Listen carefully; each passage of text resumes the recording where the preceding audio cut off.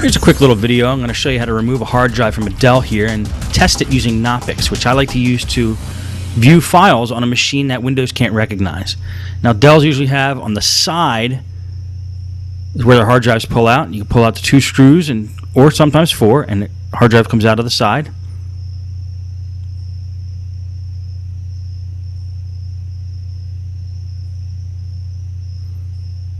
It's one of the newer Dell Inspiron models. We're going to put that aside. And we're going to take the hard drive. Now, these hard drives usually come in some kind of case, or it's called a tray, hard drive tray in most cases. There's 4 thick little screws holding it in on the edge, sometimes 2.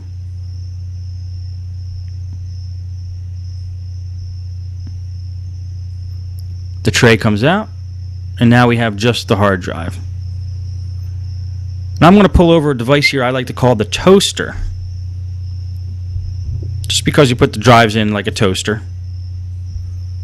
And what this is basically a SATA to USB converter.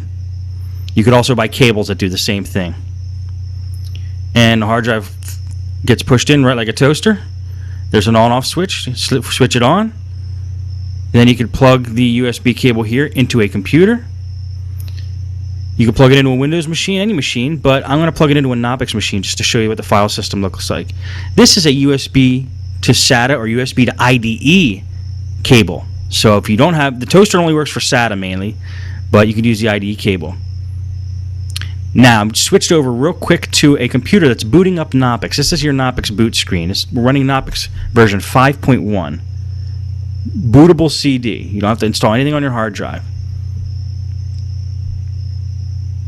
And that was a real sped up version of the boot process.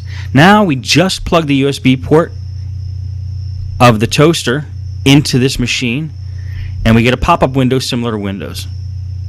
Just going to cancel that out. Now we see the hard drive appeared on the left-hand side. Click it once. You don't have to double-click on Knoppix. Click it once.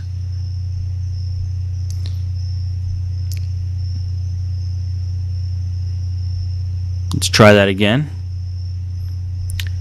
And you will see the file structure there of this drive. Now, if you've tried this drive in Windows and it did not boot or did not load, try it in Knoppix and you might be able to access the files. I've saved many files this way. It's a great tool for data recovery, and it allows you to do it easily just in a Windows type environment. So that's just a quick little demo of Knoppix.